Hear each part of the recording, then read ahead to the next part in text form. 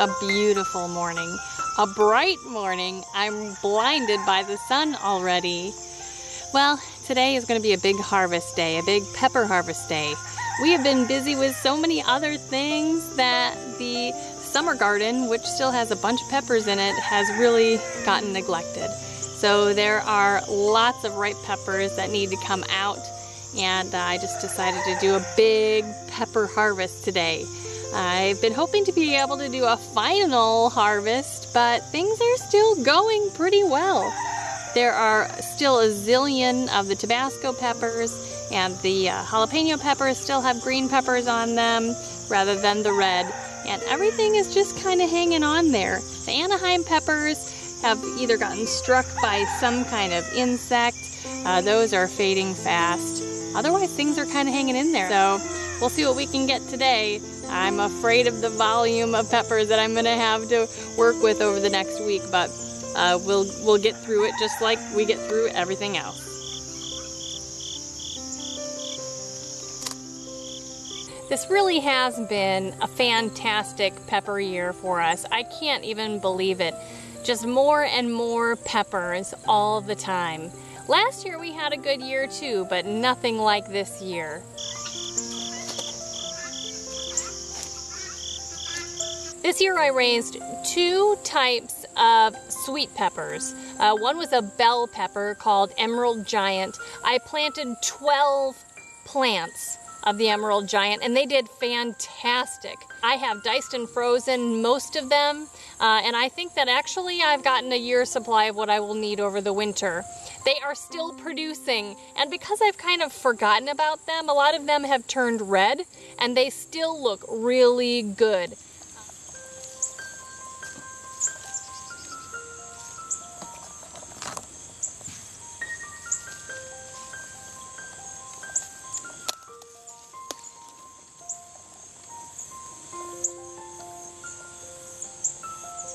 The second sweet type of pepper that I grew is the Alma Paprika pepper. Now I grew that specifically so that I could dry it, powder it, and use it as homemade paprika or homegrown paprika.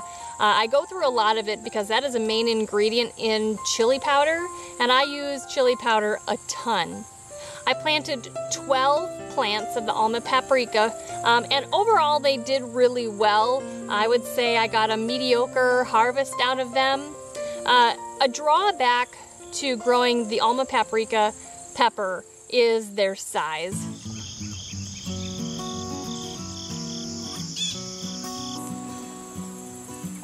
We grew a lot of hot peppers this year, not the super crazy like ghost pepper hotness of peppers.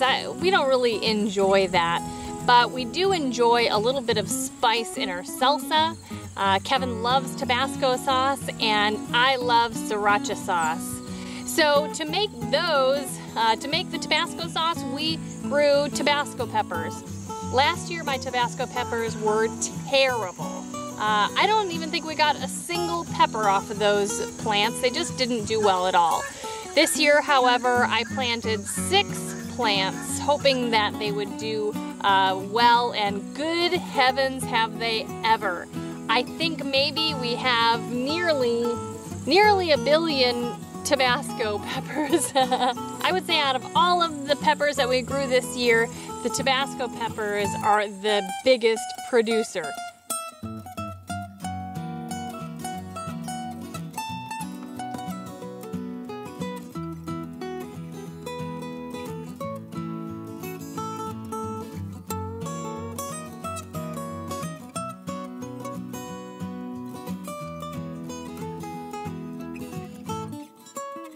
Another big producer for us this year in the spicy category were the jalapeno peppers. I use jalapenos in so many things. I use them in my salsas, I pickle them, I'll be smoking them. Did you know that a red smoked dried jalapeno pepper is a chipotle pepper?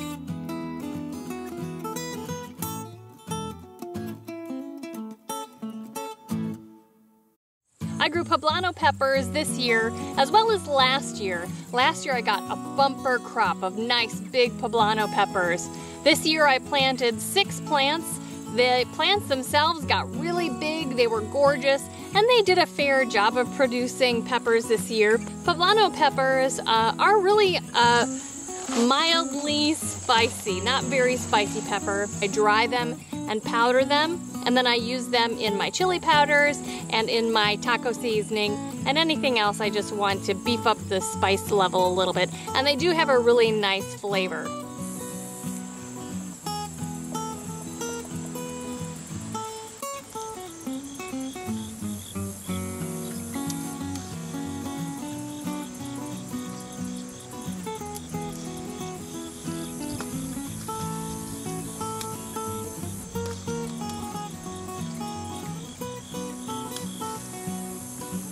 A new chili pepper that I tried this year, it's a hybrid chili pepper called Minero pepper. And I grew that specifically as a dried chili pepper that I would put in the dehydrator and also dry and powder so that I can add that to my chili peppers, or my chili powders rather, and my seasonings throughout the year to just round out all of those flavors. The Minero peppers have been an awesome producer. They're great flavor and they dehydrated very well.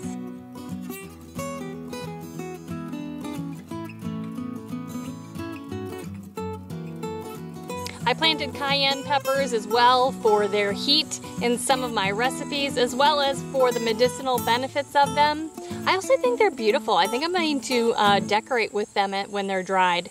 I planted 6 plants of the cayenne peppers and they did fantastic.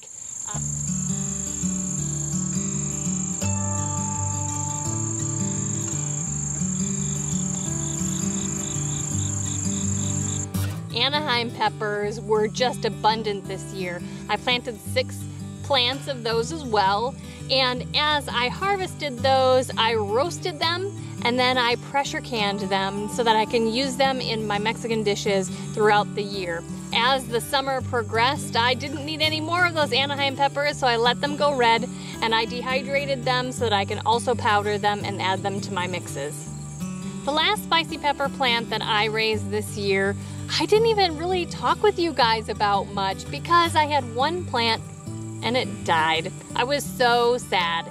It was my one and only pepperoncini plant, and I love pepperoncinis. I pickle them and then put them on my sub sandwiches and that kind of thing, on my pizza.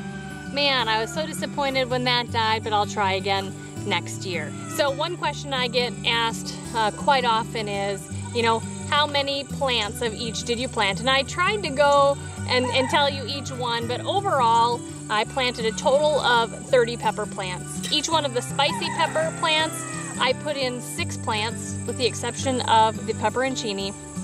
The bell peppers, 12 plants. Paprika, 12 plants.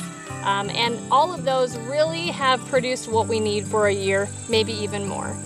Even though summer is winding down and fall is finally approaching, I'm actually, even though this garden isn't even done yet, I'm actually dreaming of the gardens of next year and thinking, golly, I should probably start pulling out those catalogs, because it's going to be a hard decision time next year to figure out what pepper plants to start. For me and my family, the most important thing about peppers, and really growing a garden is to grow all of the food that we eat as a family and to start replacing one by one the things that we buy from the grocery store. All of those things do add up at the grocery store over time. And when you start growing those on your own and replacing them one by one, it really does give you a sense of freedom, independence, and really some satisfaction, because you can rely on yourself to feed your family and to take care of yourselves. So I hope that you take some of my words and think about them over the winter. What would you like to do next year in your garden, even if it's just trying a couple plants? I know that you will love it.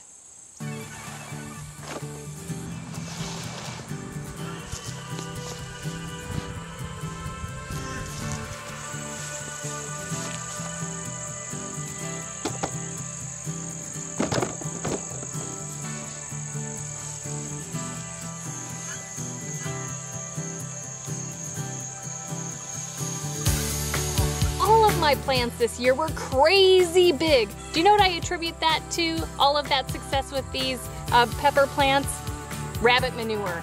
When I dig the hole and before I plant the little pot in, the little seedling in there, I put a handful of rabbit manure down in the hole first, and then I plant it in the ground and cover it up.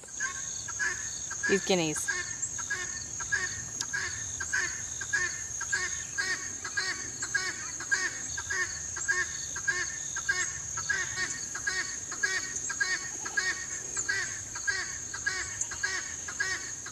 Looks like I'm gonna be here a while. You guys, thanks so much for stopping by and spending some time with me today to go over all of the peppers that we grew this year and how well they did. And my opinion that basically I would grow every single one of these again another year, depending on how many we have left at the end of the winter. I may not have to grow some of these and can try some others. If you have recommendations for me on some amazing peppers to try next year, give me something to look forward to and to explore over the winter, I would greatly appreciate your suggestions. If you've been enjoying this video and enjoying our channel, but you have not subscribed yet, right now is the perfect time to hit the subscribe button below.